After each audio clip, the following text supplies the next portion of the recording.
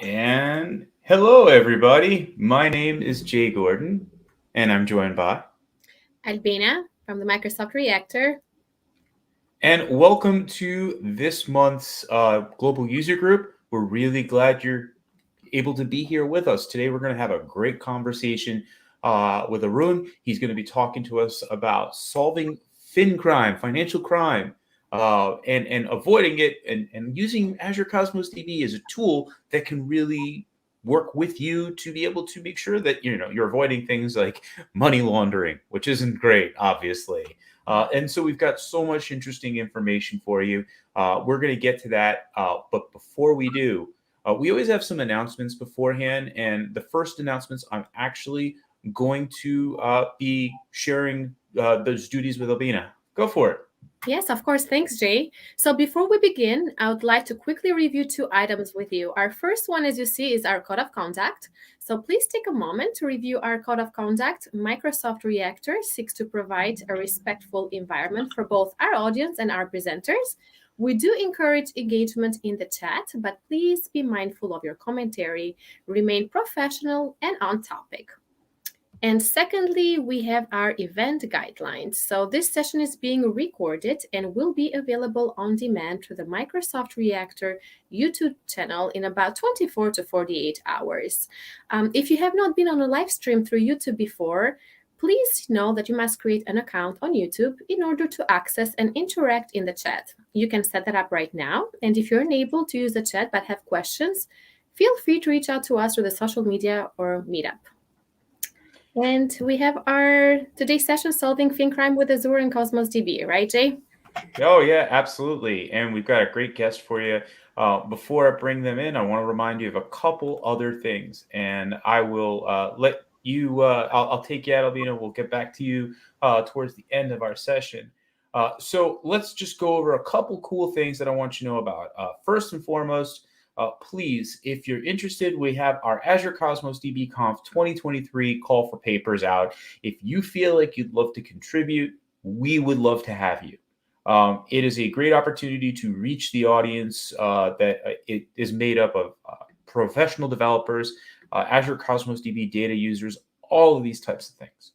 So please, we want you to go ahead, reach out by filling out this call for papers. We really think it'll be helpful to have your voice as a part of it.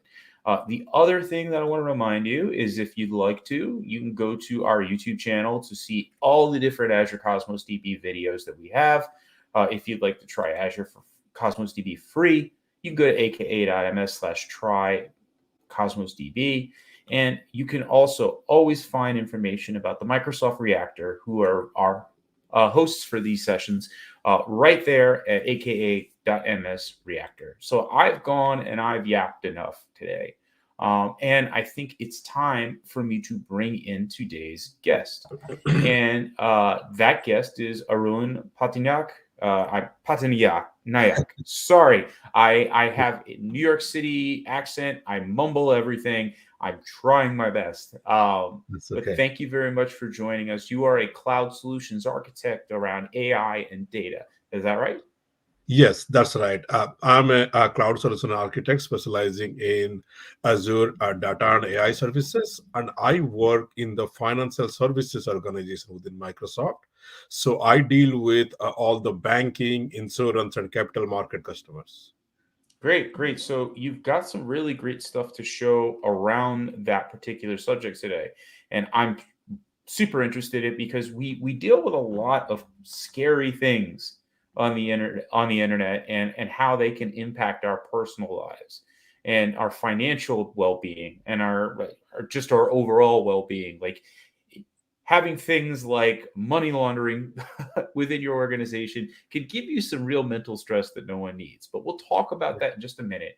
I want to talk about you, Arun. I always like to give my guests an opportunity to just talk a little bit about themselves. We all have these diverse backgrounds where we come from different types of technologies. We do different things. And so I would really like to learn a little bit more about you. So why don't you tell me, how'd you get to this, where you are today, which is a cloud solutions architect at Microsoft? Yeah, sure. Right out of college, I started my career as a Microsoft consultant. I did independent consulting through different small and mid-sized consulting firms. So I started out as a .NET developer. And then around the time when big data started to pick up, as a consultant, you always have to keep up with the latest and greatest and do what's in trend right now, right? So I got into big data and I did the Hadoop consulting, and then I got into data science and machine learning, and I did a few data science projects, and and then I got into one of the consulting firm where I was building a large FinCrime solution using Azure, and that's when I got a call from Microsoft. It was like the home ship calling me, so I said, "Yeah." So that's how I got into being a cloud solution architect, and I'm also a speaker. I do a lot of independent speaking. My website is like my full name, Arunansu.com, so you can look it up. Sure. Why don't you? We've got the chat on the right side. I can go ahead and drag that in. I'll get that link from you before we finish up. Someone in the chat, that's great. Are we tracking down SBF, Sam Brinkman Fried? No, that's not what we're doing. But there are some things that people could have had in place to be able to avoid some sort of terrible financial crime like what happened with FTX. And that's neither here nor there. We're not going to get too deep into anything like that. But the world is full of scary things when it comes to technology. And you sent me this really great website earlier that's from the United Nations. It's about essentially money laundering and the warnings that they give people around that. I'm going to go ahead and I'll send you that in the chat if you want to take a look at it yourself. How big is the risk for people to be impacted by, I would guess, criminal acts like this? It's pretty big. I mean, we'll talk more about that in the talk. But there are news every other day about big banks getting billions of dollars of fine for failing to prevent money laundering. Because if you don't prevent money laundering and it lands in the hand of bad actors, the damages could be pretty severe. Sure. It impact is global, right? So yes. that's And why the authorities are strict about it, and banks are investing big time into building prevention mechanism to prevent money laundering. yes, matter of fact, the same person mentioned it. Banks in Sweden have gotten into the problem due to money laundering. Yeah, I mean, it's an issue with all major global banking around the world. If you're not familiar with money laundering, and I know it's a common term, but it's essentially taking money and illegally filtering it into other businesses to make it look clean. Hence, laundering. We're shoving it in a washing machine, and it comes out, and you're able to use it for other purposes. So you might have seen some interesting movies that have been focused, or TV shows around money laundering. So that just gives you a little bit of background. So Arun, I know you have a really great presentation to share with us today. And while we're doing that presentation, I would really love, one, if you're in the chat, please send us questions. We want to hear from you. If you go ahead and you post something in the chat, we'll get to them. So don't worry, and we'll also have a little bit of period for Q&A at the end of the show. And if you really are enjoying these presentations, what I'll ask you to do is join us, be a part of this in the future. We've got an intake form that you can go to and basically submit your idea, especially if you're from our community. We don't just have people from Microsoft. We have people from all over the world who share from different walks of life, different communities, things that we need to hear from you. So Arun, why don't you bring up your presentation? I'll put it into the window, and then you can go ahead and start talking to us. While you're doing that, I want to ask everybody, if you can, I'm going to type it so I can put it up. Where are you watching from today? I want to know. I want to have you sound off. I'll put your comments into the into this video section once it's all ready. Arun, I'm just going to wait for you to bring your. Yep. Why don't you bring it into full screen? And yep, there we go. Solving FinCrime. Here we are. So why don't you go ahead? I'm going to give you some space and allow you to start your presentation. If I've got anything, I will chime in. If we have questions, I will try to save them when you're at spots. And please, hi Leonard, you're from Stockholm. Glad you're here. Go ahead, Arun. Why don't you get started? All right, thank you. So the topic today is solving FinCrime with Azure Cosmos DB. Right. So FinCrime is financial crime. Right. So the agenda for today: first, we're going to learn about what is the Anti-Money Laundering Act and what is money laundering in general. Right. How banks today implement anti-money laundering.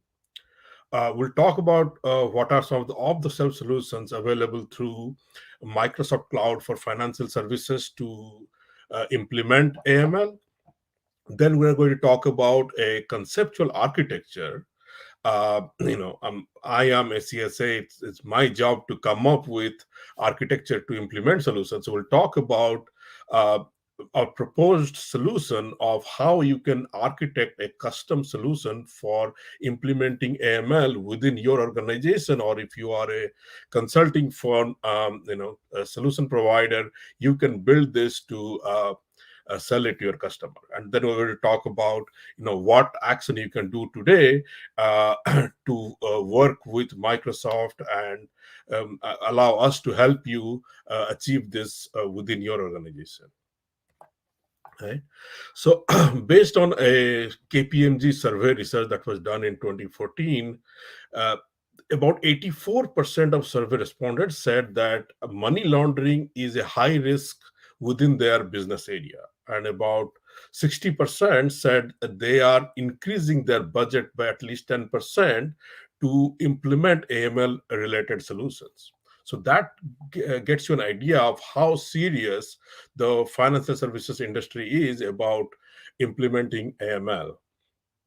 Right. And why this seriousness is there? Well, if you have been keeping up with the news, lots of big banks are getting fined in the magnitude of billions of dollars for failing to prevent money laundering. So the seriousness for implementing AML is coming from preventing these fines, because nobody wants this kind of fine. And it's not just the money that's lost, it's the reputation. Nobody wants to work with a bank where they know the bank helped with money laundering, or money laundering was happening and they couldn't prevent, right? So what is money laundering and how does money laundering happen, right? Essentially, money laundering, like Jay said, it's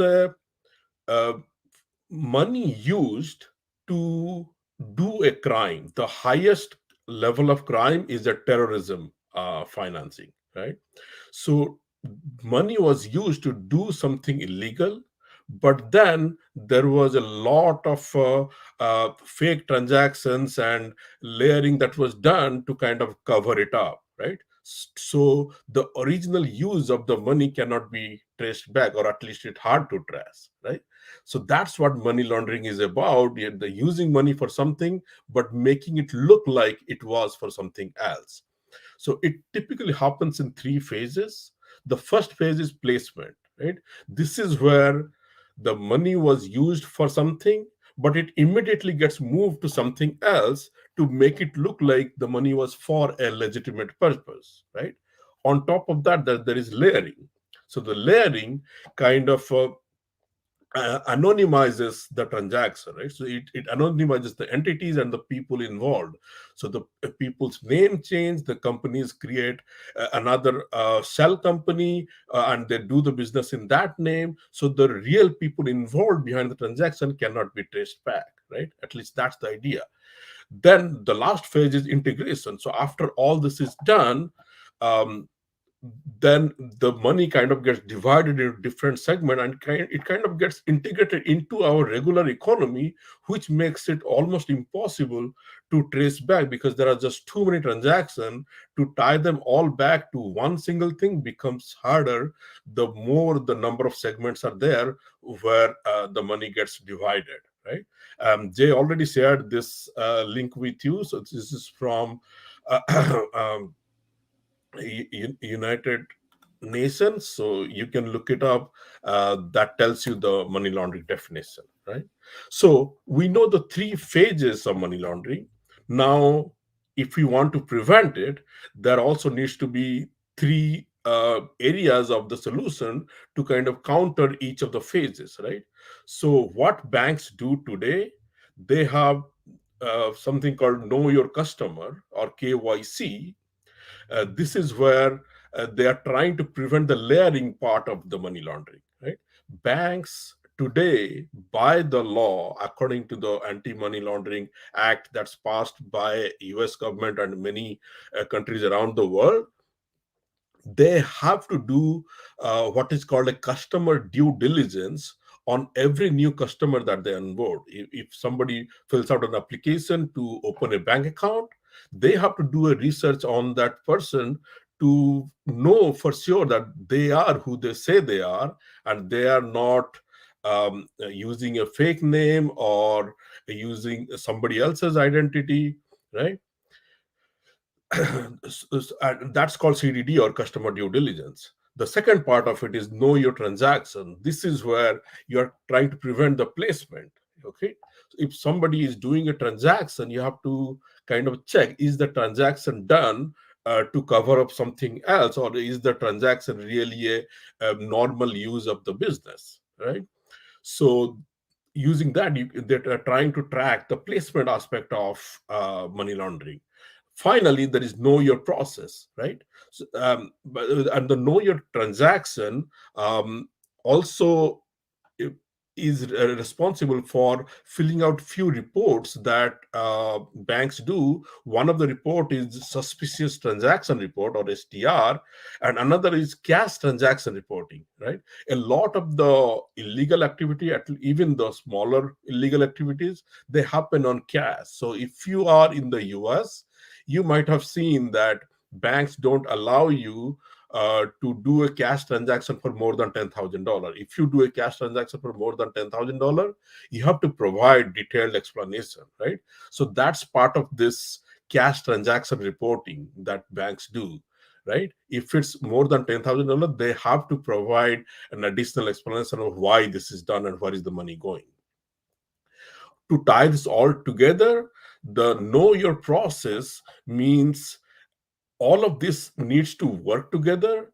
So banks need to have a process. They need to have a way to audit everything that happens in the bank, and anything that they find suspicious, they file a report with authority called suspicious activity reporting, right? They produce that report and hand it to the government authorities, right? And they need to have an alerting mechanism to detect this and act on it, right? So that's these are the components that almost all the banks use to prevent money laundering, or implement their AML solutions, right? So who are the different roles within the bank, who are outside the bank, who are part of this money laundering prevention? Well, at the very first, you have people like Thomas, who is a branch officer who interacts with customer. This is the person who opens a bank account, or takes a withdrawal application and gives cash, right?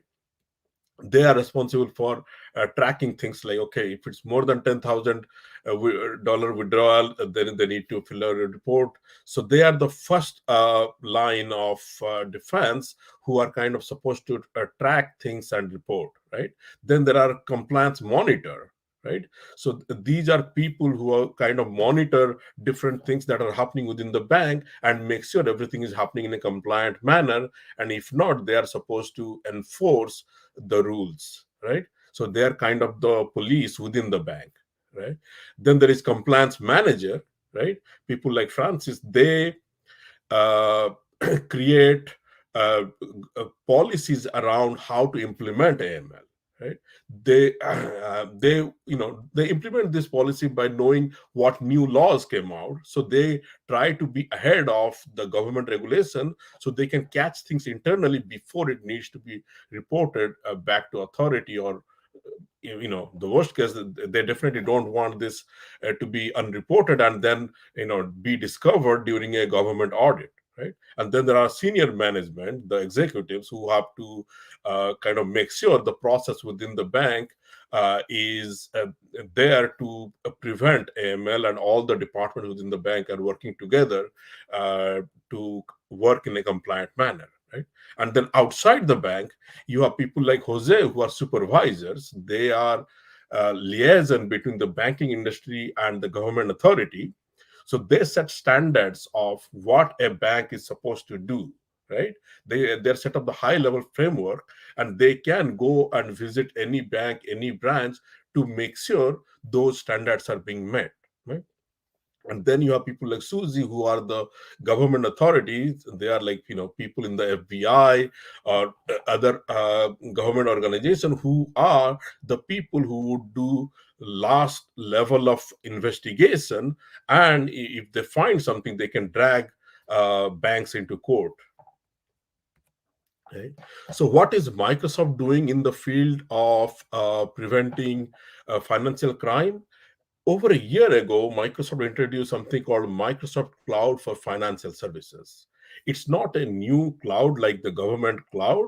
It's not different. It's still the public cloud, but it has a set of services that make uh, operations within financial services easier. There are three large components to it. First, there is a deliver differentiated customer experience, which revolves around customer loyalty and customer insight. Then there is empower employees through teamwork, which is a set of tools around collaboration between employee.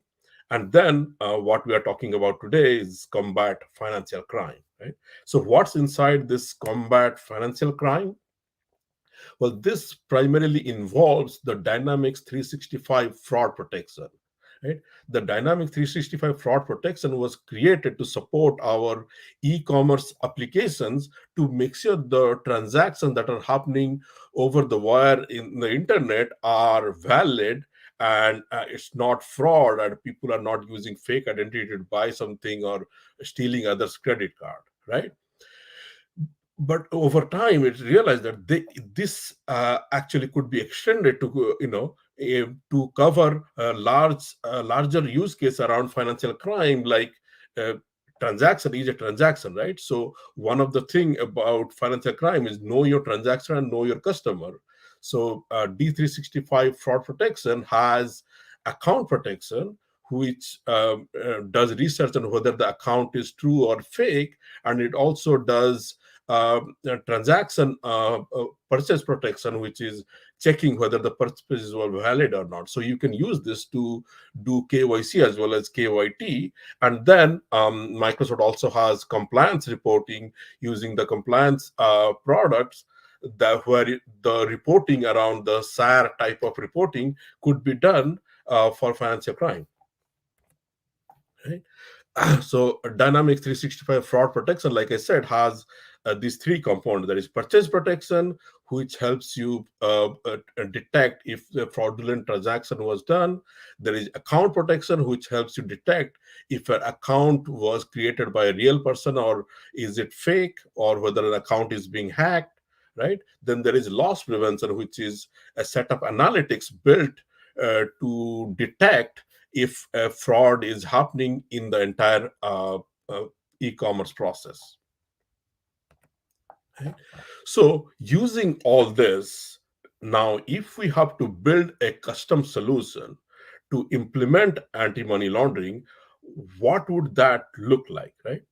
So, like it said, first of all, it needs to have a case management solution, right? So, you have your KYC data, you have your KYT transaction data. From that, you have to detect what's suspicious, and then you need to be able to create a case, and you need to have a workflow to manage the case, and an independent analyst can manually investigate something and determine whether it's actually fraudulent or not, whether it's actually suspicious or not, and then decide what action to take, right?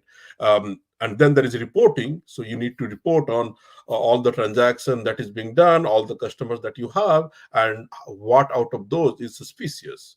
Then you need to have an alerting mechanism that from the report, anything that seems suspicious, the right people need to be alerted so they can start taking the action. And around all this, you need to have behavioral and predictive analytics so that you can be proactive about detecting these things, right? So now I'd like to insist that this is a concept. So if you're asking, I can't see the chat, but if you're asking, what is this app? Can I get it? Well, there is no app as such, but this is a concept. This is how a solution can be built. And the reason why, there are a lot of vendors who are kind of coming up with this solution, but the core part of what makes this solution customized to you and differentiated for each vendor or each bank is the exact data that you have, and what type of skill set or knowledge you have around pattern recognition that you can implement. It's really that part of it which kind of differentiates one AML product to another. But no matter how you implement it, we're going to see later how Azure services can be used to make that implementation easier. So you have to build a kind of a portal which has a unified vision around security profile of your customer and transaction monitoring, right? So you need to have this customer profile for KYC, where you get your customer data and you enrich it with additional information that you find from the internet and through your own research to know and have a full view of your customer. Right? Then you need to have an alerting mechanism for anything you find suspicious. You need to be able to alert and inform people within the bank that, hey, this requires further investigation. Then once the alert is done, you need to have a case management workflow where you generate a case saying, okay, this requires further investigation, and that will be assigned to someone to do that manual investigation. And then all of those reports need to be available for auditing by government entity. Anytime somebody comes into your office and say, show me all your report, I need to audit it. So those audit reports need to be ready all the time, right? So if this is what you need to build, what Azure solution can you use to build it, right? So the title of this talk is Solving FinCrime with Azure Cosmos DB, right? So we have talked a lot about what FinCrime is and what AML is. Now we are coming to the Cosmos DB part of the talk, right? So this is kind of a reference architecture of how you can build this solution and have your custom data model and your custom logic and algorithm implemented, right? So on the left, you see your customer information. This is as your customer data comes in, where a new account is being opened or existing customer doing a transaction. So each of those are events that happen within the bank, and you need to figure out a way to capture those events and stream it into a messaging system like an Azure. There is Azure Event Hub, which is a big data messaging system to store all this message. The purpose of moving the event through a messaging system like Azure Event Hub is that it gives you that buffer you need to make sure your event is not lost while it's being processed, because the processing logic for each of these events can be complex and it can take time depending on how detailed you want to be about processing those messages, right? So first thing you want to do when for example a customer message comes in is that you want to enrich the data, right? You want to augment the data that you get from the customer with something that you get from outside. And the processing system within Azure that's recommended for doing this is Azure Synapse Analytics, which has a built-in Spark pool. So you can do this processing using Synapse Spark. And to enrich the data, you can use many external data providers.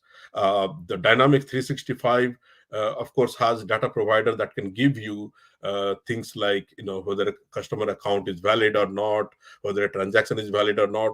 On top of that, there are also external data providers like White Pages, Full Contact. These are data providers who have collected a large amount of data from social media. So you provide it an email and phone number, and based on that, they can tell you if this person has a social media profile by any other name, or does this person appear as somebody else, who is this person related to, who are they interacting with most of the time. All that information you can get from this third-party data provider. So your Synapse Spark can take your customer data, call this third-party data API to enrich the data. And by the way, another data provider can be government entities, right? So government has watch list of people who they know as bad actor, and if you have the right level of clearance within the government, you can get that data too, and that's a very valuable data. People who are already known to be being investigated.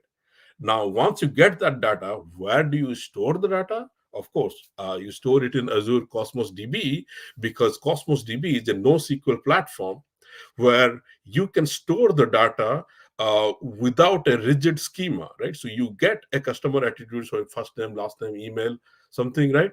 Over time, you call an external data provider and you find out that there is another social media account. You need to add a new attribute to your customer model. Well, Cosmos DB allows you to be flexible in your schema, that you can start adding attribute as you discover more attributes about a customer, right? On top of that, Cosmos DB has Graph API called Gremlin. So you can get a customer entity, represent it as a node, and then, for example, I have an image here. So there is Louis is a customer. You can find out through social media or other resources where you have access to data, and know that, okay, Louis is from Mexico, Louis works at Microsoft, and you can represent this with as graph in Cosmos DB. And by the way, Louis also knows Rima and Andrew and John, and the relationship between them is that Louis works with Andrew, and Rima is Louis' manager, and John is another co-worker of Louis, right? So you can have this graph representation to better represent your KYC and know who your customer interacts with, right? All of this can be queried. On top of this, within Cosmos DB, once you store the data, your analyst might know a set of patterns that typically customers follow to do this kind of layering and to hide the transaction, right? So they kind of know the pattern, and using those repeatedly known pattern, they can build a model to kind of detect those patterns within the data, right? And you can also build some predictive models to assign a risk scoring to a particular customer and to a particular transaction. And this is your own logic that you know based on your business experience. And all of that you can build as a model and deploy it and run it using Azure Synapse Spark. So Synapse can run your model against the data that you have put in Azure Cosmos DB, build the risk scoring, build the prediction, build the model output, and store it back in Cosmos DB. And then Cosmos DB can power your live application. And this application can be your case management, it can be your customer insight, it can be your transaction reporting. All of those apps can be powered now from Cosmos DB. And Cosmos DB also has geo replication across all different regions. So customers who do large scale money laundering, they do it across different companies, right? So they create cell companies in Cayman Island or any other country to hide the transaction, right? But you can if you are a multinational bank, you have offices worldwide, you can have Cosmos DB in each of the region where your bank is, and they all can have access to the same dashboard, because Cosmos DB data, once stored in one region, it will replicate to all the other region. So your application in every region will have access to the same data, and everybody will be able to enter data and view uniformly across the globe. So that will help you catch people who are trying to use their international connection to hide their money laundering, right? So with that, we'd like to wrap. So we talked about what anti-money laundering is, how banks implement anti-money laundering. We talked about how Microsoft Cloud for Financial Services has built-in services around it. We talked about a custom solution architecture. If you want to take this conversation further, feel free to put in the chat. You can contact Jay or contact me, and we will connect you with the right people. It could be the CSA or the team that works with you directly, or it could be partner solution. Who that person is, we will find out and get you connected. So with that, if you have time for questions, we'll see. Yeah, let's see. I don't see any questions right now. If anybody has one, we'll give it a minute. But while we do that, I just want to remind you, as I put in the chat, please take a moment to share your experience that you've had today watching this session. There is a survey we'd love you to take. It's code 1775. I'm going to bring Albina back in so that she can give us some goodbyes. Hi, Albina. Hi there. That was a great session. Thank you, Arun and Jay. I really enjoyed it. So looking forward to the other sessions that we have together, definitely. And thanks for sharing the survey. So anyone, please take a moment. It only takes 2 minutes. We are striving to improve with our Microsoft Reactor. So please let us know what we can do better. Sounds great. So we don't have any questions, so I think we're gonna go ahead and start saying goodbye. Really appreciate it. We had plenty of people watching this session. It was really great to have you all. Like I can't thank you enough, Arun. I think you did a wonderful job. I learned a lot. I'm gonna protect my money. Protect my money, and don't allow someone to use it to do a major crime, because to be honest with you, I ain't got time for that. I don't want to deal with that. Anyway, Arun, I went ahead and in the chat, I gave your website, I gave your LinkedIn, and if people want to get in touch with you to learn more, they can go to either of those spots and find out more information. Albina, is there anything cool with the Reactor coming up? So we do have some events coming up. If you guys want to go, you can look at the meetup pages, Microsoft Reactor San Francisco, or you can go to our website as well, Microsoft Reactor developer website. So please join us. And we have a session next month. It should be you should be getting information about it very shortly. It's on our meetup. Go ahead, take a look at that. And once again, if you like this, if you want to do one yourself, let us know. We'll really be interested. Other than that, we really appreciate you taking some time. I'm going to play, since we're finished a little early, I'm going to play you a little promo video, and then I'm going to close this out. So I'm going to say goodbye to everybody here. Thank you very much, Arun. Thank you, Albina. Thank you to all of our viewers that were a part of it. And we'll be happy to take your suggestions on anything that you'd love to see in the future. Get in touch. You can find me on Instagram. You can find me on Twitter. Let me know what you'd like to hear and see, and we'll go ahead and share that with you. But until then, everybody, you have a wonderful day and a rest of your week. Thank you very much to all of our viewers, all of our guests, everything. We'll have a wonderful day. Bye now. Thank you. Bye. Until next time. Bye.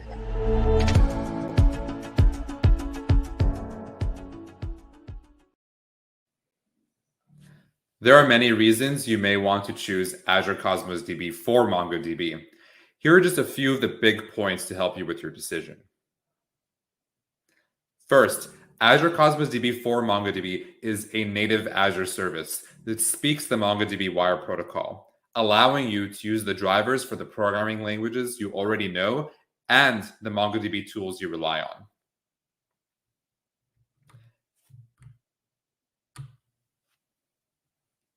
As a developer, I want to know that my database will always stay alive to serve my users. Cosmos DB has the highest uptime SLA of any MongoDB service due to Cosmos DB's architecture.